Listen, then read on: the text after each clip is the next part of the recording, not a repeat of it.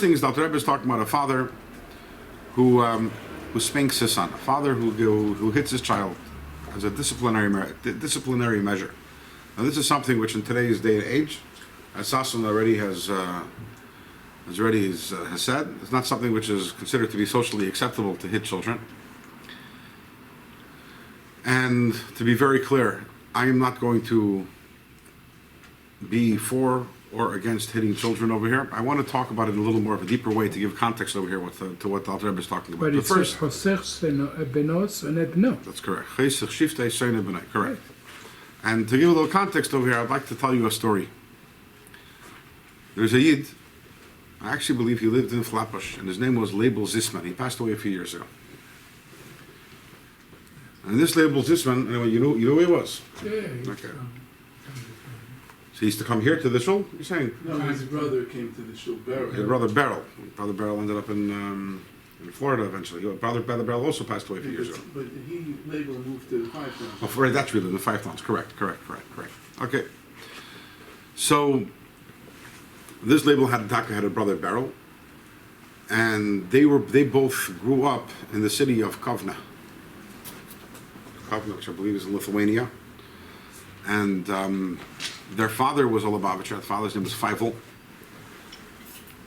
So this story I'm saying is a book he wrote a book. This label Zisman wrote a book called I Believe, all about his experiences before the Holocaust, during the Holocaust, after the Holocaust. A fascinating book. So the story that I'm going to say I read over there. So his father was a wealthy member of the Jewish community in Kovna, a Lubavitcher. By the way, there weren't many Lubavitchers in Kovna. That wasn't a Lubavitcher community, but he was one of the. Yeah, it was a Litvish community, but he was one of the few. About the Holocaust, does Hashem make it happen or let it happen? We're not there now. So that's not directly addressing what we're talking about. It's a great question, but it's not. I know it is. So.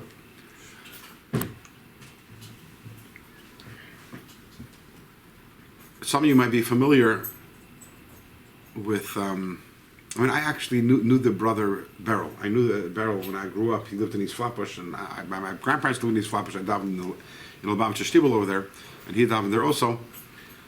And he would talk about he remembers how seeing the Friedrich Rebbe right before the Holocaust, the Friedrich Rebbe Bracha. During the Holocaust, there was in the city of Kovna, there was a Rav, his name was Rabbi Ephraim Oshry. He's not around still, right? What? The east side, he was Right. Now he wasn't the main Rav in the city. The main Rav was I think his name was Rabbi Shapiro. He wrote Shuvos about the Holocaust. Right. So he wrote Shuvos about the Holocaust. During the Holocaust, he got a lot of questions from many different people, many different questions, and he gave answers to them. I mean, the answers almost always, obviously, were he was being makel. It was almost always questions of Pikuach Nefesh, many fascinating questions. Then after the war, he survived the war, and after the war, he had buried the Chuvas, and afterwards he found them, and he published them. He published them in a set of farm called Shiloh's Chuvas Mimamakim, which is fascinating and also heart-wrenching, the questions that he got. Mm-hmm. I believe also a selection of them were published in English. I know. Many years ago, I saw a book in English. I think it's called Responsa from the Holocaust, or Responsa from the Depths. I don't remember, but it was written by him. And actually, as a child, I read this when I was probably, 12 years old, browsing the library at my father's shul. I bumped into this book in English. And I remember, one of the things I remember over there was that he wrote, one of the questions he got was about shaving with a razor. Apparently, many of the men didn't have any other way to shave other than with a razor. And at that point, having a beard was a sakana. The Nazis, in Mach Shemam, they saw someone with a beard, they took special joy and pleasure in tormenting such a person. So the question was, if a person doesn't have any other means available, can they shave with a razor? And the answer obviously was yes. He answered yes. And he writes over there, he says, however, there were two Yidden in Kovna who didn't shave. Well, they kept their beard. One of them was the Rav of Kovna. And he says that to him it didn't make a difference. The Nazis knew exactly who he was, and they knew who he was and where he was, and with a beard, without a beard, it wouldn't make a difference. This Rav died. He wasn't killed. If I remember correctly, he died in the ghetto. I forget his name. His name was Shapiro, maybe. The Rav of Kovna. And he says the other one was a simple Lubavitcher Balabas, a simple Lubavitcher Chassid who absolutely refused to shave his beard, no matter what. And then a few years later, when I was talking, I met this Beryl Zisman, and he was talking about his father, and he mentioned that his father didn't shave his beard, and I said, oh, that's the one that Rabbi was writing about. I said, yeah, my father was the one that Rabbi was writing about. He was the one who, even during the Holocaust, he refused to shave his beard. He did not. The father did not survive.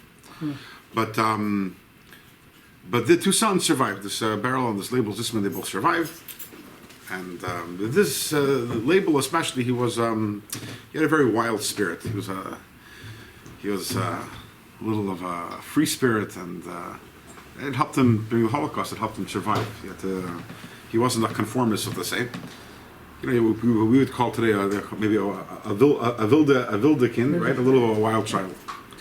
So he writes in his book, and he's writing about before the Holocaust. He says that one time, before the Holocaust, he's walking down the main street of the city, the Jewish thoroughfare, based the 13th Avenue of Kovna. And next to him, there were stores, and the stores had windows that were like at street levels, the windows, I guess, to the basement. And he gave one of them a kick, one of the windows, and the window broke. And he was like, wow, that was so cool, and it sounded so nice, such a nice tinkling sound. So he walked down the street and kicking all the windows, and he broke all the windows in the street. Meanwhile, someone went running to his father, who was sitting in the base medrash, and tells him there's a little redhead kid running around breaking the windows. Father knew exactly who it was right away. And the father came and got him, and his father told him, I want you to know that what you did is a terrible thing, going and destroying other people's properties, and you need to be punished for this. But I can't punish you now, because I'm too angry at you. And I can't punish out of anger. And that was that. 2 days later, his father called him over and said, I'm not angry at you anymore. And he called him over and he gave him a patch. That's a story that he writes.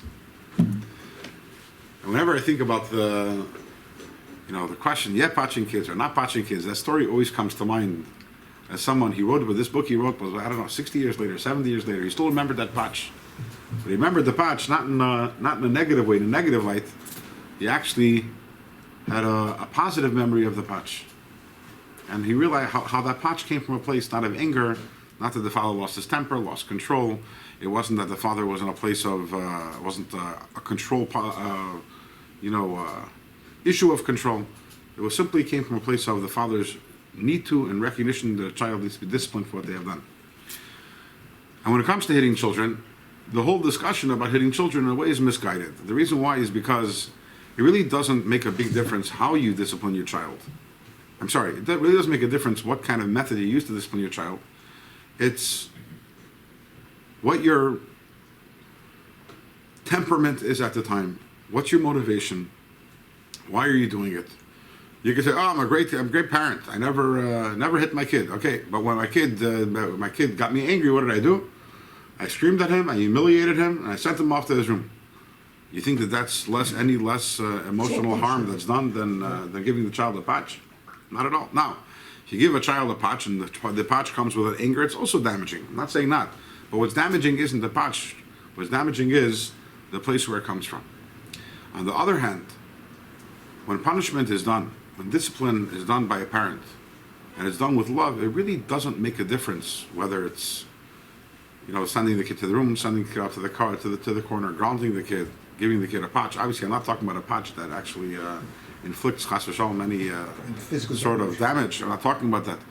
But it's the relevant question isn't what method is used. The relevant question is, what is your state of mind? And where is it coming from? Is it coming because, I can't believe my kid did this and I'm so offended and I'm so angry and where's my nachas that belongs to me and all that stuff? And then whatever method you're going to use, you're hurting your kid. 20 years from now, your kid's going to be sitting by a therapist and complaining about you. That's automatically going to happen. On the other hand, again, I'm not here advocating for patching. This is not about patching or no patching, but it's understanding the idea that a loving parent has to discipline their child. But at the same time, a loving parent only disciplines a child from a place of love. And just like a parent has to act with chesed towards a kid, there also has to be the gvura towards the kid. And as you said, chesach shiftei, the pasuk says, chesach shiftei seina b'nai. What does that mean? That means that you spear the rod. You hate your child, you're spoiling your child, and there's so many children today who have never been disciplined. What is also the pasuk says when you get to Avshalom? The pasuk says V'leyatzavei aviv miyama, right? The pasuk says that David HaMelech never disciplined Avshalom, and what happened? He was a spoiled kid who eventually ended up rebelling against the parents. You don't do your kid any favor, but at the same time, it has to be completely about the child. But with Avshalom, And it's- David HaMelech still said, Mi yiten moti tachtecha. That is correct. Now, and that is very important to understand. It's a integral part of chinuch is disciplining whatever method is used. When a parent is nasty to a child, when a parent punishes a child from a place not for the good of the child, not from a place of calmness and yishuv hadas, then the parent essentially is really stepping out of their role as a parent. They're not being a parent at the moment. A parent, a father loves a kid. And if you're acting and you're doing something which is not out of a place of love, then at this moment you're neglecting your duties as a father. And as mentioned, you're inflicting damage. So the perfect father, the perfect parent is one that whatever they do for their child comes from a place of love. When they give their child a candy, it comes from a place of love. When they feel the need to punish the child, it's also coming from a place of love. However, there is a difference between the candy and the punch.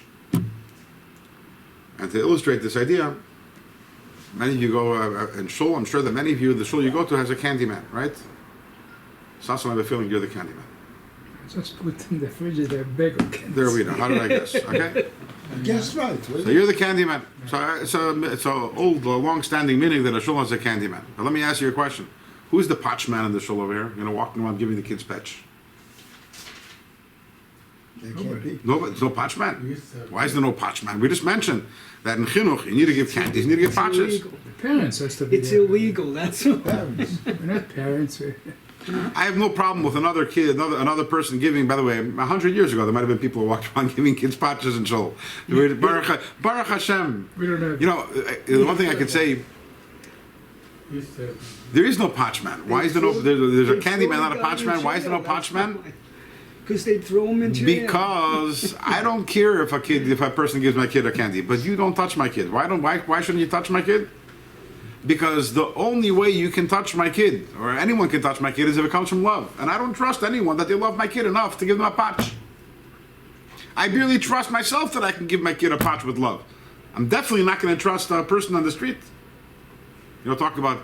I don't have much. I don't have much of an opinion about patching kids. As I mentioned earlier, you know, if it's done right, it's nishgefarlach. You decide you don't want to patch, you want to use other forms of discipline. I'm also fine with that. I'm not hung up either way. But I don't want anyone patching my kid in school. If I found out that one of my teachers patched my kids, I would be very upset. Why? Not because I'm essentially against patching, but because I don't believe that the teacher loves my kid enough to patch my kid.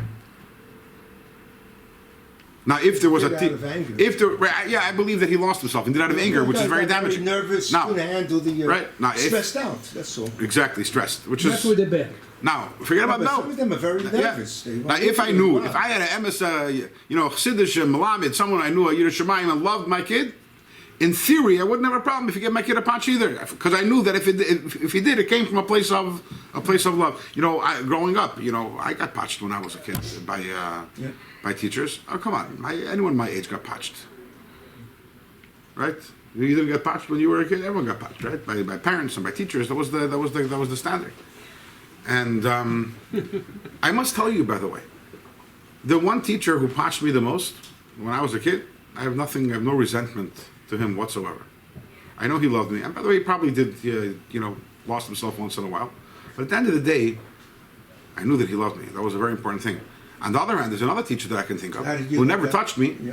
who was absolutely emotionally abusive to me, who till this day I have a very, very big issue with him. So to make the physical into the that is the litmus test whether a person is abusive or not that's a silly thing. But at the same time, this is bringing out a certain point, which is to illustrate this idea. Let's say I'm a father. So within my role as a father, which is to dispense both kindness and discipline, that's my role as a father. I need to dispense both of them with love. Which one is more difficult? Discipline. Discipline, right? Yeah. But it comes, and because it's harder, it means it comes from a deeper place of love. And by the way, I can compliment anyone. I can give, candy to anyone. The real desire and for the good of my kid. And I'm not looking for a smile at this moment. It's not about that. I care about him or her and about their future. That is something which is a much deeper love. Like I said, candies I can give anyone. A patch I'm going to give only to my kid. It actually comes from a deeper place. Which is why, again, I don't trust other people. Again, like I said, I barely trust myself to have that. I definitely don't trust other people to have that kind of incredibly deep love required to be able to administer discipline in a way which is proper. Until How obviously would- you can give them a patch and I'm not getting into the debate, as I mentioned. I'm not getting into yes or no, as I explained why. Yeah. How would the kid know that the pouch came out of love if you're not, in the absence of Matthias? You have to Matthias the kid and tell him that the reason why I did this, I'm sorry, shouldn't do such and such. Right. Without Pius, the kid would not know it's out of love or out of anger. Kids or know. whatever. Kids know. The kids What? know. The kids know. They have a The feeling. kids know. they But, But is it required and most Pius? importantly, Matthias? and most importantly, it's not about what they know in the moment. It's the overall feeling they have about their chinuch and about their parents, and the kids know. But at the same time, some kids are smart and some kids aren't smart. When I say smart, I don't mean high IQ. You could have a very high IQ and be very stupid, and you could have a very low IQ. Okay, you could have a low IQ and still be smart. Talking about wise, right? But even if we're not even talking about physical hitting, we're talking about also more in a metaphorical way. So I don't have any. My youngest kid is 15, right? So the conversation That's about you're not supposed to hit a kid. so the conversation about hitting is for me is a moot Out of the point. It's question. not right out of the question. He might he might hit you Right. back. But at the same time, With force. I do have to hit my children in a metaphorical way. In other words, sometimes you have to call them in and you have to tell them a shver of art. You have to tell them something which is difficult for them to hear, right? Yeah. And let me tell you something. For me to call over my kid and to say, tell him how wonderful he is and how beautiful he is and how smart he is very easy. It doesn't take a deep awakening of my love for him. It's easy. Like I said, and I can do it for any kid. But for me to actually, to muster the love, which is, because it's easier not to. It's easier to, let it be. But no, if I love my kid, I can't let it be.